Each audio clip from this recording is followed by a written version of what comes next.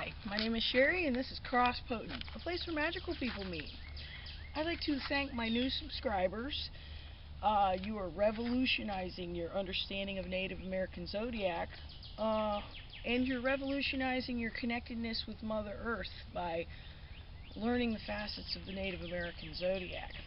And I applaud your interest, and I hope you enjoy these videos very much. I love my fans, and I try to answer all your questions and provide as much information as I possibly can for you to connect you for your own self with your own spirits, and to learn how to do that and to enable you to do that in your life.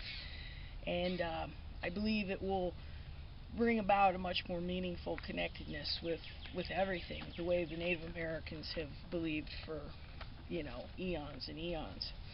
This is your June 2016 horoscope for the Native American Zodiac. In the month of June, I'll go through the planets, and I will briefly go through the signs at the end. Lots of people always wondering what exactly is the dates of each of the signs, and I'll go through that at the very end. I only have like 12 minutes. It's very hard to do a video in 12 minutes. If it's longer than that, it's very difficult to upload. So I'll try to quickly go through the latest aspects and planetary positions for this month. We start out with the sun in the Deer. It's very social. As we approach the end of June, towards the 21st, the sun goes into the sign of the Woodpecker, which is much more home-orientated. Also, woodpeckers are known for having very good careers, but so that they can provide for home.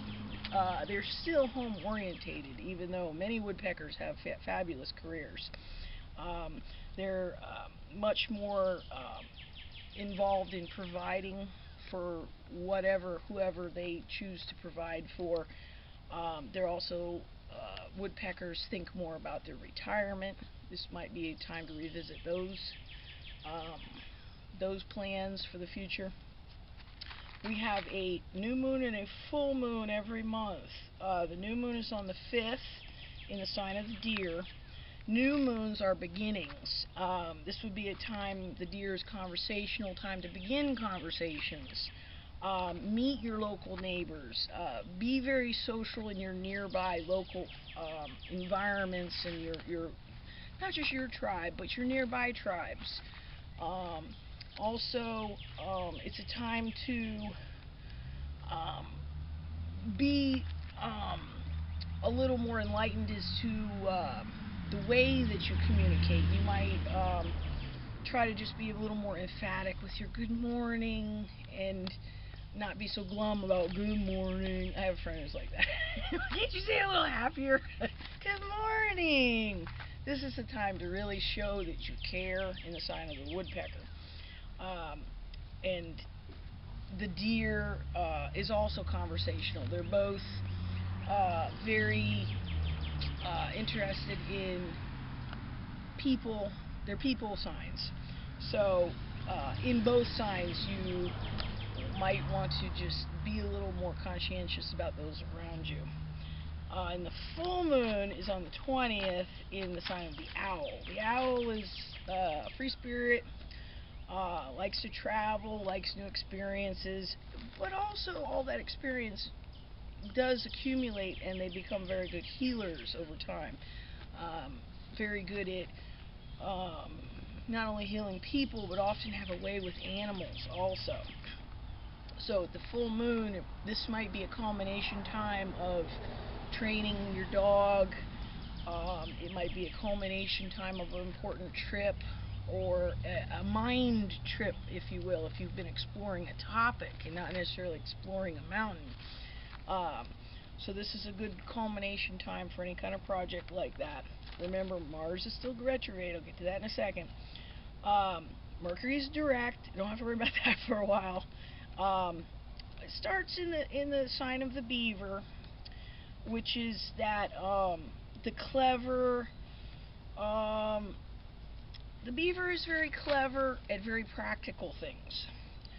The Deer Mercury goes into the Deer on the 13th. The Deer is clever at communication.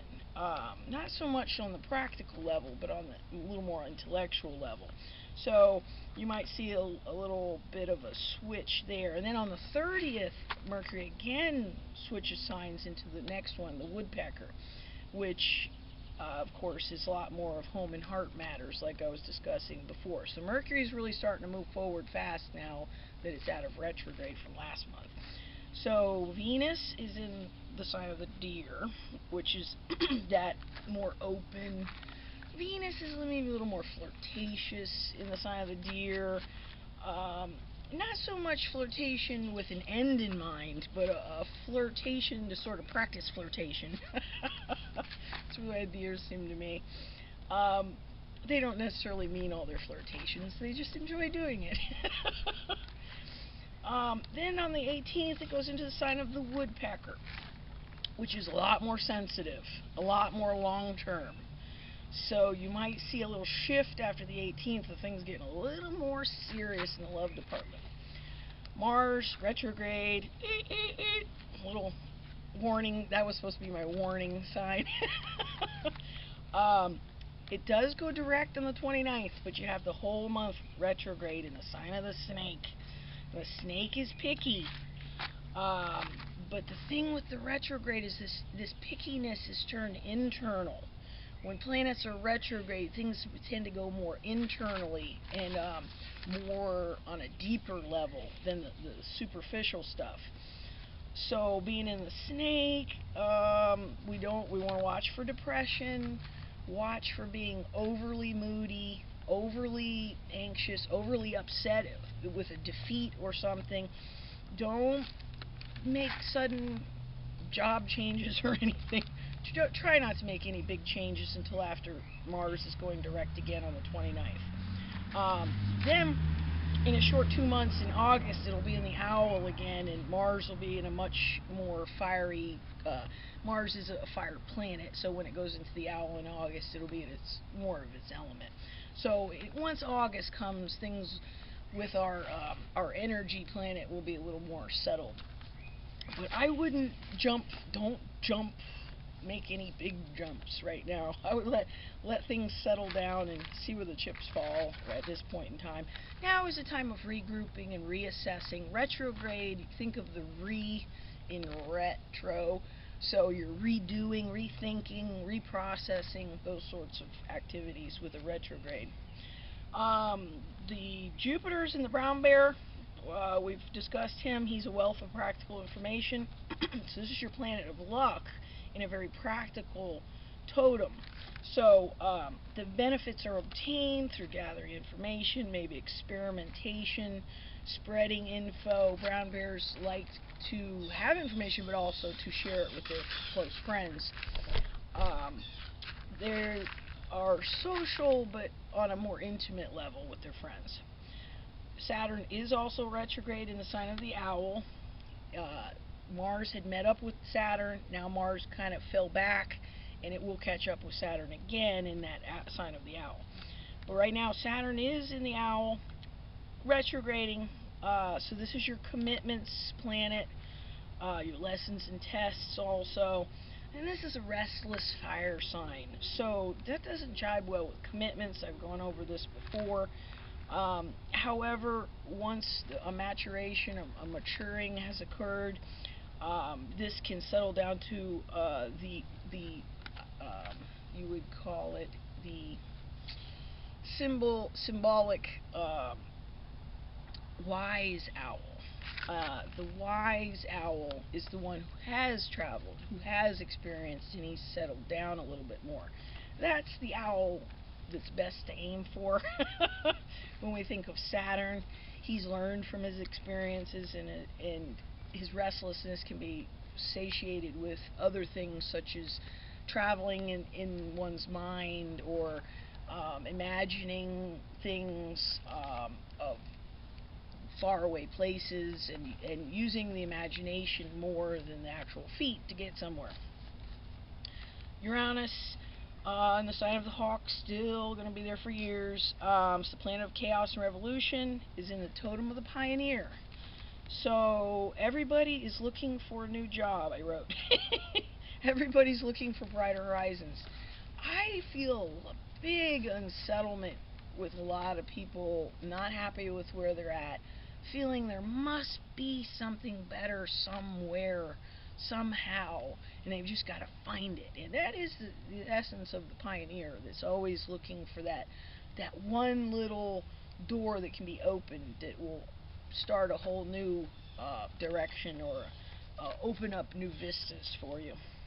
So that's going to be a continuing theme for a long time.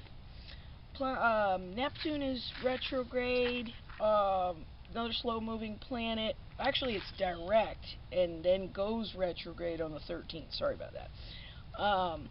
So this is the Neptune is a very spiritual planet, and being in the Wolf, this is also a very spiritual totem. So this is the romantic at heart. Should be doing very well. Romance should be doing very well. This is when it turns retrograde is a time to redo. So on a spiritual plane, this could be a time to revisit our spirituality and getting right with the spirits. I wrote here, get right with the spirits, and that just means maybe reassess where little things could be adjusted, and to make you really feel you are an authentic version of yourself. You're truly who you were meant to be. And a lot of times little things crop up and kind of get in the way of that, of our real understanding with the spirits, and or something could be weighing heavy on our heart. We need to clear it up with somebody. This would be a great time to take care of things like that after the 13th. Pluto in the totem of the goose is retrograde. If you think of flocks of geese, they compete to be leaders when they're in that V formation flying. So this breeds a natural instinct for leadership. Leadership is a key word for the goose. In retrograde terms, leaders are disrupted by new leaders emerging. So this is a time when leaders or powerful people are jockeying for position. Generally speaking, this isn't probably going to affect most normal people too much. Maybe a little power play at work, power play between the neighbors, or something along those lines. Maybe it's generally you might watch for who are the new leaders emerging, what do they stand for. Maybe reassess why you support different leaders, and reassess how that really matters to your morals and your inner spirituality, and see if they line up. Okay, that's the planets. We have a Saturn square Neptune, which is your commitments square to your spirituality on the 18th. Saturn is also, you might think of the survival of the tribe being your commitments. Neptune, your spirituality, is also charity, and your dreams, your visions, your connectedness with another. So this might be a time to one, think of charity. Another thing is maybe possibly, since there's commitments of your day-to-day life and your spirituality are in a square aspect, you might try to incorporate spirits into your mundane world a little bit more. As you are doing your day-to-day routine, if something, try to possibly have little conversations with the spirits or with your animal totem throughout the day. Possibly bring something that symbolizes that with you, or a little precious crystal or something, and try to revisit that throughout the day, especially during boring times of maybe sitting and waiting for an appointment, or waiting in line for something, or along those lines. Would be a great time to try to use that little downtime to, instead of getting on your technology and whatnot, try some connectedness with your spirits, and see if that has a way of de-stressing your life. I think you'll find some very good results with that. The technology tends to increase your stress. Meditating, connecting with spirit, and things along those lines, searching for your totem, those can be very relaxing and calming. So this could be something that could basically be incorporated into your life and become a part of your life as you continue going through the seasons and experiencing this with your family and your surroundings. On the 26th, Jupiter trine Pluto, A+. So Jupiter trine Pluto is the best aspect all month. Jupiter is your planet of vision, planet of exploratory, an exploratory nature. Jupiter is a planet of expansion, of luck. Pluto is your planet of metamorphosis and transmutation. So these two planets trying to each other is excellent. This is a time to broaden your horizons and be a seeker. Be a seeker of new pastures, new meadows, new spirit guides. It's time to change your perspective. This would be a great time to go to the highest hill or sand dune that you know of and just listen for the wind. It's a time to listen for your inner voice, to clarify who you really are and who you want to be. This is a time for looking for that vision, the vision of what life really means to you and what the spirits are really saying to you.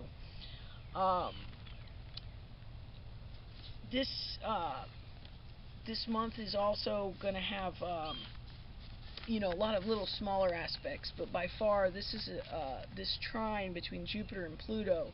It's definitely a time when we are going to find it much easier to make those changes that we really want to make and transmutate or metamorphosize like a butterfly from a little worm into a beautiful butterfly. This is the great time to do that.